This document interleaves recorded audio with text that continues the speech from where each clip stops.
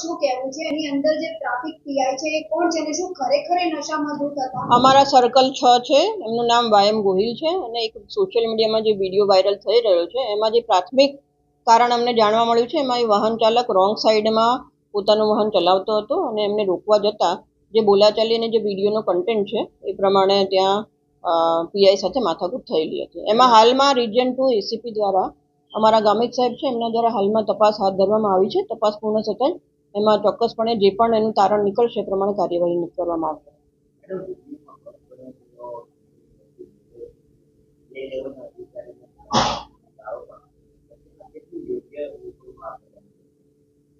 લોકોનું વર્તન બિલકુલ યોગ્ય નથી, પરંતુ જેમ મેં કીધું એવી રીતે તપાસ દરમિયાન જે પણ અમારી સમક્ષ હકીકતો આવશે હકીકતોના આધારે કાર્યવાહી ચોક્કસપણે કરવામાં આવશે.